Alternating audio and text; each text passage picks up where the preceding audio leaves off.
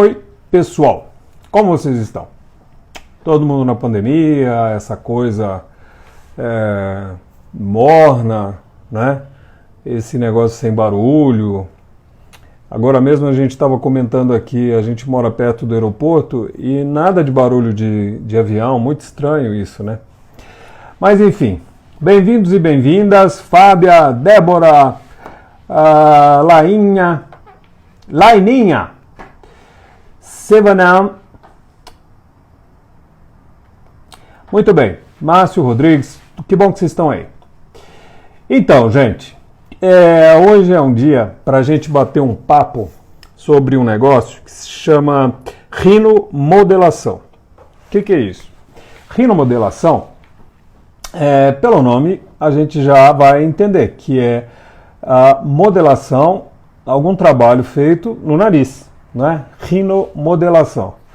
E por que a gente resolveu falar sobre isso? Porque a gente recebe no Instagram e às vezes mesmo enfim, mensagens, que as pessoas têm muita vontade de realmente entender o que é rinomodelação. Isso é uma cirurgia plástica de nariz? O que é? Então, é isso que a gente vai falar. Obrigado pelos coraçõezinhos. Oi, Lu, tudo bem, querida? Eu queria pedir para vocês para deixar um coraçãozinho, por favor, que é legal isso para o Instagram, e também compartilhar esse vídeo ao vivo com pessoas que querem, amigos que vocês acham que podem se interessar sobre essa modalidade nova de tratamento de alterações do nariz. Ok? Oi, Jaqueline, que bom ter todos vocês aqui, Marluce, o Leandro, muito bom. Sempre um prazer ver vocês aqui. Isso motiva a gente a falar, né? Claro. Então, gente, vamos lá. O que é rinomodelação? Rinomodelação é um tratamento não cirúrgico onde a gente pode trabalhar essas alterações que o nariz apresenta. O que é interessante é que essas alterações podem ser congênitas, né? Quer dizer, do desenvolvimento das características familiares da pessoa, ou elas podem ser depois de traumas, ou mesmo até depois de plásticas de nariz. Imagina só.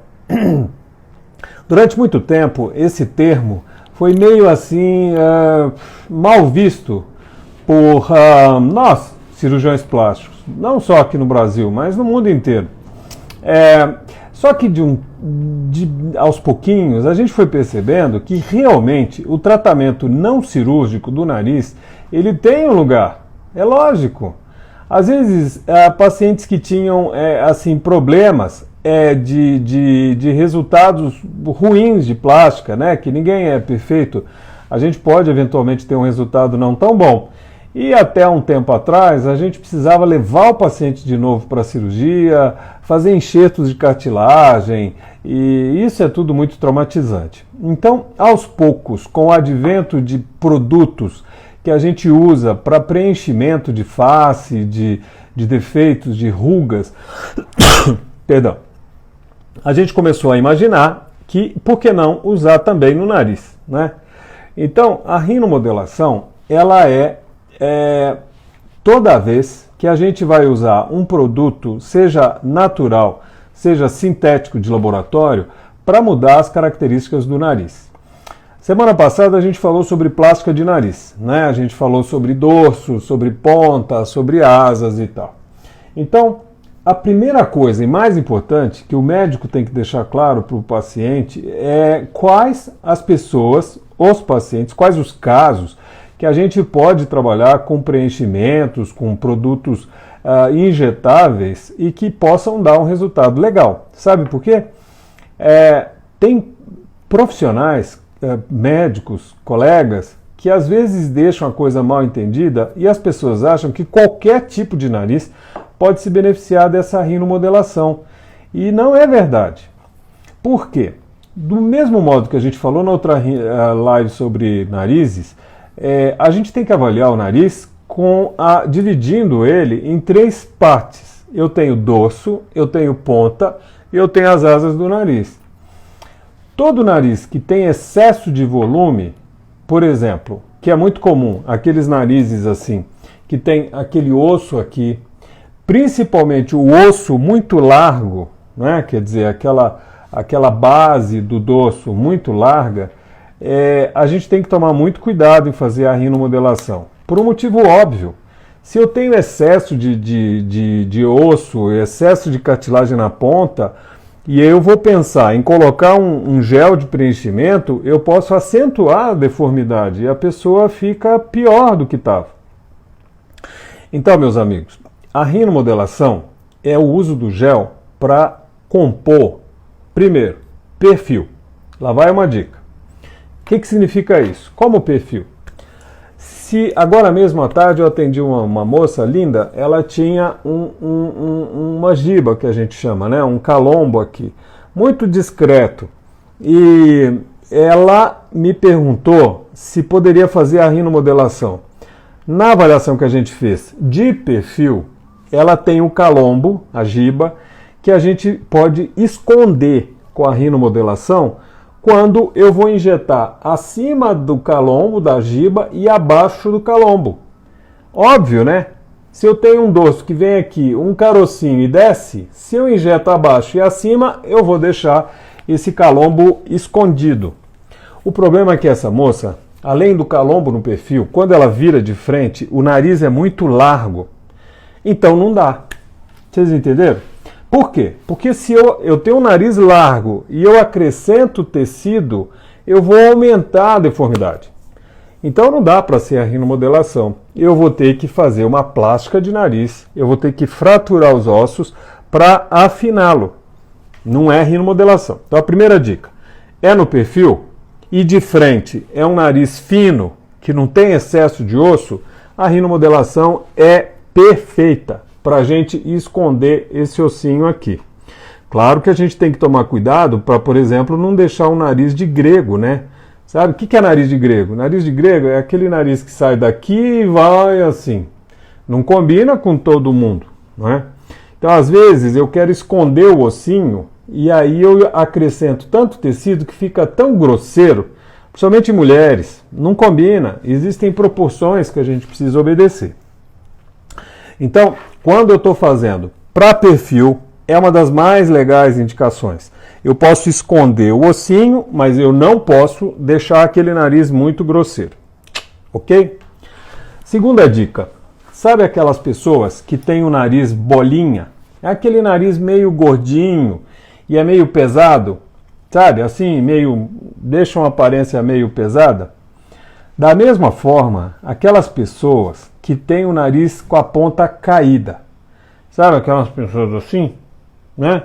A pessoa, isso dá um aspecto assim que a pessoa tá brava, né? Tá ansiosa, tá chata, né? Tipo, não estou gostando de nada. Esse tipo de paciente, quando não tem um excesso real de cartilagem, é a segunda mais bacana indicação para a rinomodelação. Por quê? Porque a gente vai fazer um calço. A gente vai injetar produto aqui para sustentar a ponta. Fica muito legal. O problema, por exemplo, tem paciente que tem assim as asas, aliás, a ponta nasal muito forte, muito dura. A gente chama de ponta globosa. E às vezes, se eu elevo, fica aquele volumão aqui em cima. Fica meio ridículo. Então tem que tomar cuidado. Mas a segunda dica é essa. Se eu tenho a ponta pesada, caída, assim, no perfil, eu injeto um tanto que sustenta e a ponta levanta. Fica muito legal. Eu acho que é a segunda melhor indicação. Aí vem os problemas. Por exemplo, oi Matheus, oi Pretinha, Valdemar, que bom que vocês estão aí. Bom, então o problema é esse. Se eu tenho excesso, eu vou acentuar esse excesso e vai ficar grosseiro o nariz. A terceira dica é o seguinte. Às vezes o paciente não tem a ponta globosa, é até uma ponta bonita, mas tem muita asa nasal, sabe? Aquele nariz assim, entende? Por que as asas existem? Elas existem, bom, isso é para o ar entrar, etc. A resposta é óbvia, mas eu digo o seguinte, muitas vezes, por que a asa ela é alargada? E principalmente quando a gente ri, aquilo abre. Porque falta essa sustentação central aqui, entende? Então, quando eu não tenho essa sustentação, quando a cartilagem é pobre, a ponta mesmo bonita, ela fica curta. E as asas, então, vão para o lado. Terceira dica, a gente pode dissimular aquele aspecto de asa muito aberta. Como? A mesma coisa para tratar a ponta. A gente injeta aqui e eu vou sustentar a ponta. Então, à medida que eu levanto a ponta assim, as minhas asas fecham. Entende? Essa ponta é que nem uma barraca. Se eu tenho uma estaca central e a estaca é curta, a barraca cai, as laterais se abrem. Lógico.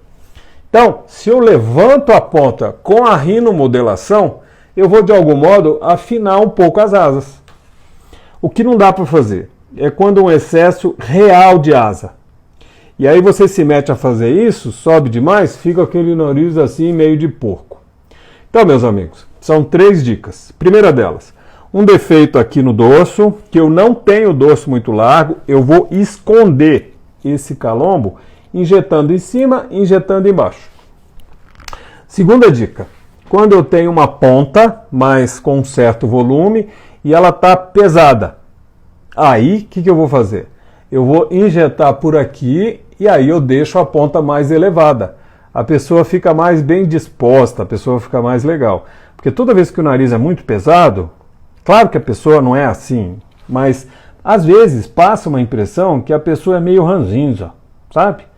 Então, claro, se a pessoa se incomoda com aquilo, faça o procedimento. Ninguém é obrigado a fazer plástica, viu? Cirurgia plástica ela é feita, esses procedimentos estéticos, quando aquilo realmente incomoda. O professor Pitangui falava sempre isso. A gente faz o que a gente não tolera, sabe? Não precisa sair fazendo a torto e direito. Se você se incomoda com aquele problema da sua ponta, faça. Por que não? Tem tanto problema que a gente não pode resolver na vida, os que a gente pode, por que não fazer? E a terceira dica é essa da asa, assim, que é muito larga, porque a ponta é curta. Essa pelezinha, que chama columela, ela é curta. Então, a gente faz a injeção para levantar a ponta e também para diminuir as asas. Não é bacana? Tem alguma pergunta sobre isso? Deixa eu ver aqui. Diego, Dr. Ahmed Kamal, nice to have you here, my friend. How are you? Caroline, Elivânio, muito bem. Me perguntaram agora mesmo, deixa eu ver aqui. Quando você tem desvio de septo, pode fazer? Bom, o desvio de septo é um problema da ponta para trás. Então, quando o desvio de septo não aparece aqui na frente, quando eu não vejo aquele desvio, a gente pode fazer, lógico, a rinomodelação. Porque aí eu vou elevar a ponta e eu trabalho a estética do nariz. Não ajuda, mas também não atrapalha o desvio do septo. Bom, a segunda coisa é como que a gente faz a rinomodelação. A rinomodelação é um procedimento de consultório. A gente não precisa ir para o hospital, a não ser que seja um paciente assim muito tenso, que tenha a síndrome vasovagal, que são aquelas pessoas que com estresse intenso, a pressão cai muito, desmaio. É melhor fazer em hospital com uma sedação leve. Mas a imensa maioria dos pacientes a gente faz um consultório. A gente faz uma anestesia por dentro da boca para amortecer a sensibilidade da ponta e aí no consultório a gente faz. O meu jeito de fazer, que eu prefiro, é o seguinte. Depois da anestesia, eu pego o produto, que a gente já vai falar sobre que tipo de produto, eu coloco o produto ali, tudo na mesinha. Então, primeira coisa que eu acho, se o paciente tem um defeito aqui, um ossinho, ou então o contrário, um fundo, e a gente quer trabalhar o dorso para ter um perfil legal e levantar um pouco a ponta, ou seja, a gente vai fazer dorso e ponta, eu começo sempre com a ponta. Sabe por quê? Porque quando eu levanto, muitas vezes, alguns defeitos aqui, eles já diminuem. Então, eu sempre começo pela ponta. E como é que eu entro? Aqui na ponta da ponta, nunca. Porque se você tiver uma cicatriz um pouco mais perceptível, para o resto da vida as pessoas vão olhar para você e a primeira coisa é uma cicatrizinha aqui. Embora não vai deixar cicatriz nenhuma, mas eu acho que é é mais seguro fazer mais escondido. Então eu vou entrar aqui, sabe, no meio do lábio, eu ponho o nariz assim e coloco a cânula até lá na ponta. E daí eu venho injetando, eu vou sentindo o nariz e a gente vai injetando e eu vou deixando o gel lá. Eu não posso deixar demais, porque senão levanta demais, fica muito grosso, e nem de menos, porque às vezes a ponta não sobe. Então botei a ponta no lugar. Eu olho de perfil, vejo, tá ótimo. Então agora eu vou para o dorso. Como que eu faço o dorso? Seja o dorso baixo, ou então o que tem o ossinho, eu sempre faço por aqui. Logo depois da ponta, sabe? A gente entra com uma agulhinha especial, chama-se cânula, né? Então por ali eu faço um buraquinho na pele, sempre segurando o nariz, sabe? Para não deixar o produto espalhar, evidente. Então a gente molda aqui o nariz e eu entro por esse buraquinho com a cânula e venho injetando e moldando. Sabe aquelas massinhas que a gente trabalhava quando era criança? Mais ou menos isso. Então a gente tem que trabalhar aqui para não ficar alto nem baixo e aqui para não ficar largo também. Terminou? Tá lindo? Maravilha! Acabou o procedimento. A gente coloca uma fita de micropore, eu gosto de deixar por 3 até 5 dias, depende do tipo de pele, depende da consistência dos tecidos daquele paciente. É que nem na plástica, precisa imobilizar. Então eu deixo de 3 a 5 dias, o paciente pode trabalhar normalmente, em geral não fica roxo, nem incha muito, e depois desses dias ele vai à clínica, a gente tira a fita e acabou. Voilá! Legal, né? Qual é o produto que a gente usa? No Brasil, meus amigos, a gente pode usar 2 tipos de produtos. Os absorvíveis, que são o ácido hialurônico. Hoje a gente tem o Harmonicá, a gente tem o Radiesse, mas também tem os produtos inabsorvíveis, que é o PMMA. PMMA tem a Anvisa também e eu acho ele excelente porque ele dá mais firmeza. E é tudo que eu quero. Para sustentar o nariz, para desenhar o dorso, ele funciona muito bem. Do mesmo jeito que o ácido hialurônico e os outros produtos absorvíveis, também com uma boa densidade, eles dão um resultado legal. Então, como é que a gente vai decidir? Eu decido o tipo de material. Absorvível ou não absorvível? Eu decido junto com o paciente. Sabe o que eu sugiro? Bom, é a primeira vez que você vai fazer a rinomodelação, então use o material absorvível, não é? Porque você vai fazer a primeira vez e vai que, por exemplo, você diz, bom, eu gostei, mas não sei, aquilo vai desaparecer. Ou, que é a imensa maioria das vezes, o paciente faz o produto absorvível, em geral dura 2 anos, 2,5, e aí quando desaparece, tem a chance de dizer, bom, eu quero fazer de novo o absorvível, ou eu quero o inabsorvível. A gente sempre faz um teste antialérgico e é assim que a gente faz. Ok? Não é legal? Uma outra coisa importantíssima que a gente tem que fazer, que a gente precisa falar, eu acho, que a gente tem uma opção, a rinomodelação é uma opção depois da cirurgia. Como eu disse no início, a cirurgia plástica de nariz, ela trabalha pele, cartilagem e osso. Ou seja, são 3 tipos de tecidos, fora músculo, gordura, etc. Mas são 3 tipos de tecidos que são muito, assim, que a recuperação nem sempre é previsível. Muitas vezes a gente tira um tanto de osso e há uma absorção a mais daquele osso. E o efeito não fica tão legal quanto estava no início. Do mesmo jeito a cartilagem, etc. E a gente deixa isso sempre claro para os pacientes. Então, quando você tem um resultado de rinoplastia, da plástica do nariz, e que ficou algum defeitinho, a rinomodelação é uma ótima alternativa, sabe? Porque nem sempre, como eu falei no início, a gente precisa levar para o centro cirúrgico nem nada para não traumatizar. Ok? Temos algumas perguntas. Deixa eu ver. A Valéria está perguntando se dói. Bom, a gente usa uma medicação, bloqueio anestésico, então em geral não dói nada. Mas quando a gente vai fazer no dorso, pode ser que incomode um pouquinho, né? E aí realmente a gente tem que avisar o paciente, mas sinceramente não é nada que seja horroroso. Deixa eu ver. Oi Isadora, tudo bem, querida? Laura Marinho, que bom vê-los. A Karim está perguntando se isso pode ser feito com anestesia geral. Olha, tem pacientes no consultório que às vezes eles falam, brincando assim, eu não quero ver nada, vamos fazer com anestesia geral. Eu acho que é uma agressão desnecessária, né? Porque uma anestesia geral é uma agressão, são muitas drogas e tudo, embora super segura. E depois eu acho que é um custo desnecessário. Não é porque você vai para o centro cirúrgico, você vai pagar o anestesista, que, bom, merece, é um ótimo profissional, mas sinceramente não precisa, viu?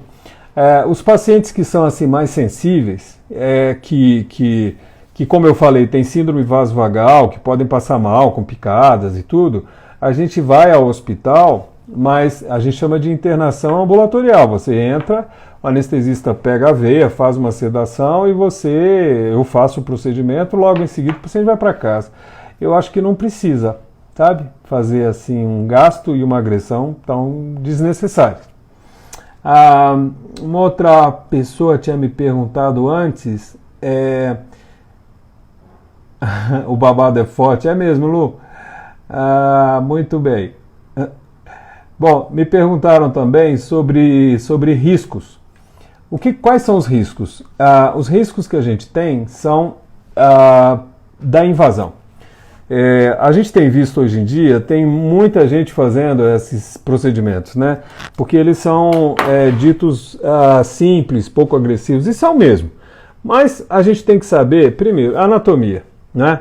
A gente tem veias e artérias no nariz, né, que levam sangue, que trazem o sangue da região do olho, testa, lábio, etc. Então, dependendo do jeito que a pessoa faz, o produto errado, com a agulha errada, no lugar errado, você pode injetar dentro de um vaso e isso pode entupir o vaso. Ou seja, a área que aquele vaso, aquela artéria, aquela veia irrigavam, essa área vai morrer. Ou seja, necrose. A gente tem visto, infelizmente, casos de necrose no nariz, na ponta. A gente tem visto aí, Deus me livre, necrose de lábio, cegueira, né? E aí alguém fala, não, mas é um procedimento perigoso. Não é perigoso, não. A gente tem que saber, como em qualquer profissão, e medicina também, a gente tem que ter a base da anatomia, ter muita cautela, fazer com cuidado, saber onde está fazendo, né? O local ideal, o volume que você está injetando, a orientação, o paciente, por exemplo, tem pacientes que estão com acne, você não vai, acnes, cravos muito intensos, e você entra com preenchedor, você vai elevar a bactéria da pele lá para dentro, vai ter infecção, né? Eu acho que em qualquer profissão a gente tem que ter a cautela para fazer qualquer coisa. Não é? O procedimento não é sinônimo de ser arriscado. As cirurgias têm seus riscos, andar de avião tem seu risco, dirigir tem risco, né? A vida tem riscos. Então, a rinomodelação, meus amigos, é um procedimento extremamente simples, extremamente seguro, em boas mãos, evidentemente, né? E com efeito muito bom, muito legal. Muitos pacientes hoje em dia, talvez eu calculo assim mais ou menos na minha prática, em torno de 40% a 50% dos pacientes que me procuram para fazer um tratamento do nariz, a gente faz a rinomodelação. Incrível, não é? Eu adoro operar e a gente tem que saber falar que você é cirurgia, você é uma rinomodelação. Aí é legal a experiência do cirurgião plástico, né? Porque a gente lida com isso, tanto parte cirúrgica quanto a outra parte não cirúrgica. Ok? Muito bem, meus queridos e minhas queridas. Oi, Kátia, que bom que você está aí. Muito bem, Leonardo, a Monize M, Eduardo Souza, Cleo Álvares, Jailson, todo mundo mandando abraço, que bom. A Karine, não é? Vá lá, fotografia, oi, que bom te ver aqui, um beijo. É uma honra ter vocês todos aqui, é muito divertido a gente poder falar do que a gente gosta para as pessoas que a gente gosta. Lene, André Calil, oi Racibete, que bom revê-la. Israel Carneiro, muita gente. Enfim, muita gente cumprimentando, agradeço bastante. E, enfim, hoje a gente não tem muita pergunta, sinal, talvez, que a gente esgotou a coisa. Meus amigos e amigas, adoro falar com vocês então. Muito obrigado pela companhia e o tempo já está acabando. Quinta-feira que vem a gente tem mais, ok? Muito obrigado e um beijo. Tchau.